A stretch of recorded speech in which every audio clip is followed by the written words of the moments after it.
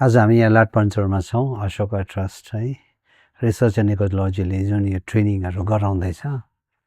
And I am also fortunate to be part of this training अनि म यहाँ आएँ अनि कसरी आज यहाँ हामी आइपुग्यो भन्दाखेरि आज यहाँ थुप्रै डाक्टर शर्मा एकलव्य शर्मा आउनु भएको थियो नकुल अनि आज हामीहरू धेरै वर्ष अगाडि यसरी यो कन्जर्भेसन बायोडाइभर्सिटीमा काम इको टुरिज्म एन्ड कन्जर्भेसनसँग संलग्न भएर सुरुवात धेरै वर्ष अगाडि गरेका थियौँ तर सुरुवात त अब टुरिज्ममा काम गरेको कारणले गर्दाखेरि टुरिस्टलाई लाने नेसनल पार्क प्रोटेक्टेड एरियाजहरू भिजिट गर्ने अनि त्यसो गर्दा गर्दाखेरि यसरी जीबीपनसँग पनि कन्ट्याक्टमा आयो अनि हामीहरू त्यसरी we started to get to know each other अनि एउटा प्रोजेक्ट पनि सिक्किममा आएको कारणले गर्दाखेरि त्यो प्रोजेक्टमा हामीहरू सँगै काम गर्न पायौँ अनि त्यो प्रोजेक्टको नाम थियो Sikkim biodiversity and eco tourism project अनि त्यसमा चाहिँ एउटा हाइपोथेसिस टेस्ट गर्दै थियो यदि टुरिज्म एन्टरप्राइजलाई स्ट्रेङ्थेन गर्यो भने porters cook गाइड्सहरू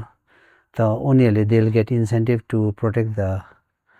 एट्र्याक्सन्स which actually draws the tourist भन्ने नि यदि त्यो जति आकर्षणको कुराहरूलाई यदि बलियो बनायो भने एन्टरप्राइजलाई स्ट्रङ बनायो भने ती कुराहरू संरक्षित रहन्छ अनि कन्जर्भेसन भएको कारणले गर्दाखेरि आज त्यहाँनिर त्यही एट्र्याक्सन्सहरू हेर्नु एउटा सस्टेन टुरिज्म हुन्छ भनेर अनि त्यस अन्तर्गत आज त्यो प्रोजेक्टद्वारा जति पनि टुरिज्मको स्टेक होल्डर्सहरू हुन्छ पोर्टर्स गाइड कुक्स याक प्याक एनिमल अपरेटर्स है नेचुरलिस्ट गाइड्स यी सबैले ट्रेनहरू गर्ने क्रममा पस्न गयो अनि त्यति बेला त्यो दौरानमा थुप्रै अब स्पेसलिस्ट्सहरू थुप्रै विशेषज्ञहरू आउनुभएको थियो अनि उनीहरूसँगकै इन्टरेक्सनद्वारा नै अब एज यु गो अलङ सिक्दै जाँदो रहेछ बुझ्दै जाँदैछ यसको इम्पोर्टेन्स पनि के हो भन्ने अनि जिज्ञासा पनि भयो आफूले पनि त्यही प्रकारकै अब बायोलोजिकल साइन्स ब्याकग्राउन्ड पढेकोले गर्दा अलिक कनेक्ट पनि भयो टुरिज्म पनि अब मान्छेहरू आउनु त्यही सोध्छ फुल रुख झारपात इन्सेक्ट्स बटरफ्लाइज बर्ड्स है अनि यसरी नै अब ट्रेनिङ गराउने क्रममा पनि पस्दाखेरि थुप्रै रिसर्च पनि गर्नु पर्यो ह्यान्डबुक्स म्यानुअल्सहरू डेभलप गर्नु पर्यो अनि यसरी गर्दै गर्दै यसको इम्प्याक्ट पनि आज हामीले हेर्न गयौँ सिम्पल नेचुरल गाइड्सहरू ट्रेनिङ गरेको कतिजनालाई पक्रेर कहाँ नेसनल लेभलसम्म पनि पुग्यो नेसनल बर्ड वाचर्सहरू भयो उनीहरूले पनि आएर एक्नोलेज गर्यो सर तपाईँले आज हामीलाई ट्रेनिङ दिएकोले आज हामी यहाँसम्म पुग्यो भन्ने नि अनि त्यो सबै कुराहरू देख्दाखेरि यसको इम्प्याक्ट पनि यस्तो हुँदो रहेछ भन्ने साथै प्रोजेक्टको कतिवटा च्यालेन्जेस त थिँदै थियो तर यो प्रोजेक्टमा चाहिँ अब यता बायोडाइभर्सिटी कन्जर्भेसन पनि गर्ने मोनिटरिङ पनि गर्ने अनि त्यहाँ पिएचडी स्टुडेन्ट्स स्कलर्सहरू पनि थियो अनि त्यसरी गर्दै जाँदाखेरि यसको डिमान्डको तह पनि धेरै बढेर गयो सिक्किममा मात्रै नभएर नेपालमा भुटानमा साउथ इस्ट एसियामा भारतको हरेक कुनामा अनि यो एउटा इको टुरिज्म प्रोजेक्ट लोकल पिपलसँग मिलेर गरेको यसको इक्जाम्पल्सहरू धेरै स्ट्रङ भयो अनि मलाई लाग्छ त्यति बेला त्यति साह्रो राम्रो इक्जाम्पल्सहरू थिएन अब हाम्रो इन्डियामै त्यति साह्रो इम्प्लिमेन्ट भएको थिएन सो त्यो सुरुवातमै भएको कारणले गर्दाखेरि यो सक्सेस स्टोरिजहरूलाई चारैपट्टि लानु अनि एउटा प्रोजेक्ट सक्सेसफुल प्रोजेक्ट साइड भएको कारणले गर्दाखेरि थुप्रै मान्छेहरू पनि आउने सिक्नुको लागि अब त्यो भयो वर्ष है अलमोस्ट 3 डिकेड्स अगाडि अनि अब अहिले त्यस्तै खालको प्रोसेस यहाँनिर एट्रीले यो एक्सन फर माउन्टेन पिपल यो प्रोग्राम यहाँ हुँदो रहेछ and I think this is a very beautiful programme किनभने रिसर्च गर्नेहरू एक कुनामै थन्किन्छ उनीहरूको पेपरसँग मात्रै मतलब हुन्छ तर यो चाहिँ अब लोकल पिपलसम्म ट्रान्सलेट हुँदैन तलसम्म आउँदैन तर यसलाई चाहिँ अब एकपट्टि रहेछ अब आफ्नो मोनिटरिङ ट्रान्जेक्सहरू लगाइरहेको छ स्टडी पनि गरिरहेको छ तर एट द सेम टाइम यता एन्टरप्राइज पनि स्ट्रेङ्थेन गर्ने गाइड्सहरूलाई पनि इन्कम जेनेरेसन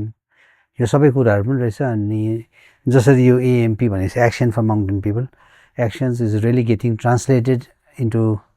ग्राउन्ड रियालिटी अहिले गाइड्सहरूलाई यहाँ ट्रेनिङ हुँदैछ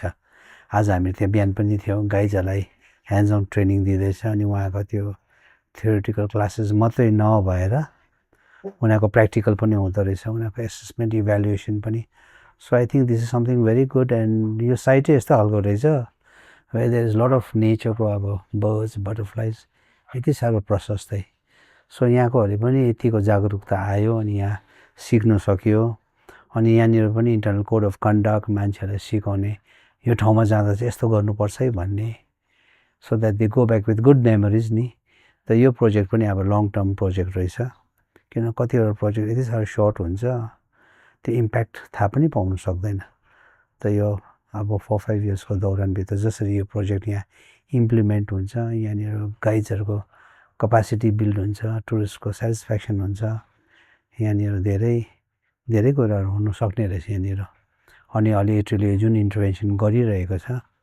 I think this is the second round of training. अझै पनि भविष्यमा थुप्रै ट्रेनिङहरू राखेको रहेछ. सो यसमा आइकन पनि आज हाम्रो आफ्नै एक्सपिरियन्सेसहरू अनि यो खालि टुरिज्म बर्ड वाचिङहरू मात्रै नभएर यहाँनिर धेरै नेचुरल प्रडक्ट्सहरू पनि पाउँदो रहेछ. सो यहाँनिर हनी देख्यौँ हामीले, यहाँनिर त्यो सिट्रनेलाहरू देख्यौँ, हिबिस्कस भन्दै थियो एकजना भाइले, त्यसलाई नि यदि आज हामीले है यहाँ अरू सिट्रस फ्रुट्सहरू अरू थुप्रै कुराहरू रहेछ. त यो कुराहरूलाई पनि यहाँनिर आएर भ्याल्यु एड गरेर मार्केटसँग कसरी लिङ्क गराउने, आज मान्छे धेरै हेल्थ कन्सियस भएको छ. त यो प्रडक्ट्सहरूलाई पनि आज लानुको लागि, यो प्रड्युसरमा भ्याल्यु एडिसन गर्नुको लागि यसमा हार्भेस्टिङ पोस्ट हार्भेस्ट है भ्याल्यु एडिसनहरू कसरी गर्ने, यस्तो सानो सानो यदि आज हामीले पनि इन्टरभेन्सन्सहरू यहाँनिर यो भिलेज लेभलमा दियौँ भने यहाँको मानिसहरूले not only dependent on cinchona but they can be many options, धेरै विकल्पहरू यहाँ आज हामीले देख्न पनि सक्यौँ. त यो एट्रीले गर्दै गरेको यो प्रोजेक्ट इन्टरभेन्सनमा एक्सन फर पिपल भन्ने कुरा जुन एज अ स्लोगन जुन प्रकारले अब गरिरहेको छ, साँच्चै नै आज मान्छेको लागि चाहिँ धेरै बेनिफिसियलै मलाई लाग्यो. अनि यो दौरानमा उहाँहरूले अब धेरै कुराहरू गर्नुसक्छ. एट द सेम टाइम अब यहाँकोहरूले पनि आफ्नो स्किल क्यापासिटी पनि अपग्रेड पनि गर्नु पऱ्यो, मार्केटसँग लिङ्क पनि हुनु पऱ्यो. जति नै कन्जर्भेसन गर्यो, जति नै गर्यो, मार्केटसँग लिङ्क भएन भने मान्छेहरूलाई बेनिफिट आयो, it does not make sense. अनि 1-2 दिन बादमा यो त्यतिकै सुकेर जान्छ. तर यो चाहिँ यतिकै थ्राइभ होस्, भाइब्रेन्ट रहोस् भन्दाखेरि चाहिँ अब मान्छेले यसलाई साँच्चै नै कन्जर्भ पनि गर्नु सिक्नु पनि पऱ्यो. अनि यहाँको जुन ल्यान्डस्केप हेऱ्यौँ, यहाँको जुन मान्छेको अब नेचर्सको ल्याबमै बसेको कारणले गर्दा उनीहरूको जुन लगाउहरू मैले देखेँ. अनि अब यहाँको जुन कल्चर पनि छ, यहाँ धेरै बुद्धिस्टिक ब्याकग्राउन्ड भएको नै छ है. अब उनीहरूले नन भाइलेन्स हरेक कुरालाई आज घरभित्रै गुँडहरू लगाइरहेको पनि देखेँ मैले गाउँथेलीलाई. अनि 5 वर्ष जस्तो भइसक्यो अरे अब क्या, यति साह्रो टलरेन्स नि अब यस्तो प्रकार नेचरसँग मिलेर बसिरहेको. सो आई थिङ्क यस्तै गऱ्यो भने अब यहाँको यो कतिवटा बर्ड्सहरू पनि रेजिडेन्सियल स्पिसिजहरू रहेछ, यहाँबाट बाहिर नजाँदा पनि रहेछ. त यसमा चाहिँ धेरै अब स्कोपहरू पनि देख्यौँ. अनि यहाँकोहरूले गएर अब पिक टुरिस्ट सिजन रहेछ, कति फेब्रुअरी मार्च अप्रिल मेसम्म रहेछ. अनि अफ सिजन भनेपछि अब फेरि there are places in other parts of India, त्यहाँनिर फेरि सिजन सुरु हुन्छ. जस्तै लद्दाखमा गयो भने जुन जुलाई अगस्त हेभी पिक टुरिस्ट सिजन हो. फेरि फलतिर फेरि यता फर्केर आउँदा फेरि यता सिजन आउँछ.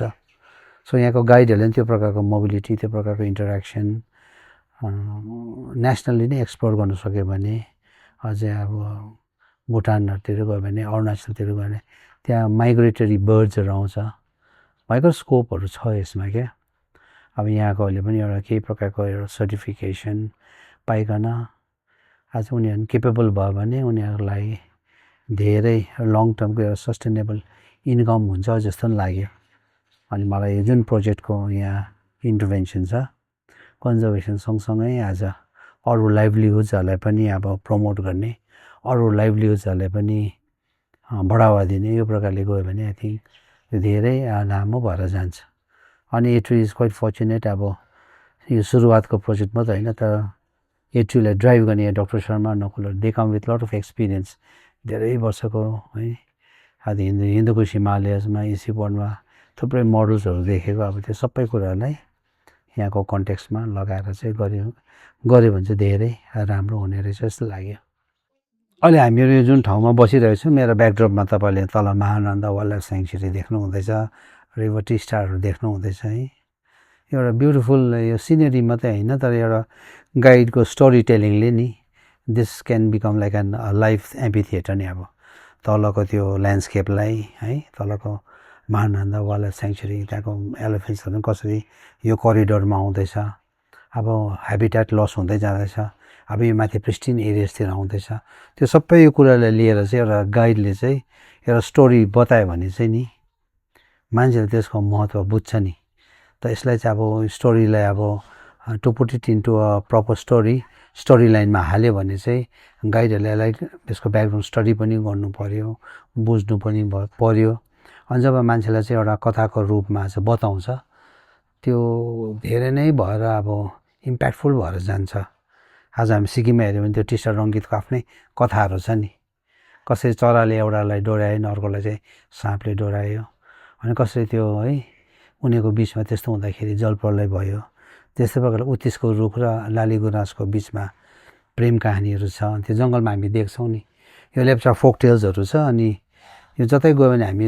त्यसै युबिक्युटस जतासुकै देख्ने नि उत्तिसहरू अब यो गुराँसको सिजनमा हामीले देख्छौँ त्यस्तो खालको स्टोरिजहरू छ कसरी अब प्रकृतिमा पनि आज ती कुराहरू यसो हेऱ्यो भने अब अलिक ल्यान्डस्लाइड एरियाजतिर हेर्नु हामी थुप्रै त्यो उत्तिसको रुखहरू देख्छौँ आल्नस नेपोलेन्सिस है अनि त्यो कस्तो प्रकारले त्यहाँ थ्राइभ गरिरहेको छ त्यस्तो कथाहरूसँग जोड्यो भने त्यहाँदेखि त्यसले अब त्यो आल्नस जतासुकै देख्छौँ त्यहाँदेखि यही फेरि आल्नस ट्रिजहरू चाहिँ कार्डममको त्यो क्रपभित्र आज प्लान्टेसनभित्र त्यसले कसरी नाइट्रोजन सप्लाई गर्छ त्यसको नोड्युल्स हुन्छ अब यति थुप्रो छ नि ट्रेडिसन पनि छ त्यसमा कन्जर्भेसन पनि छ सोसियो कल्चरल पनि छ त एउटा गाइडले अलिकति पढेर चाहिँ यी कुराहरू बुझेर चाहिँ आज मान्छेलाई बताउँदाखेरि त्यसले कसरी नाइट्रोजन फिक्सेसन गर्छ कार्डमम क्रपमा कस्तो प्रकारले गर्छ अब यस्तो खालको ब्युटिफुल यो कुराहरू आज हाम्रो इकोसिस्टमभित्रै छ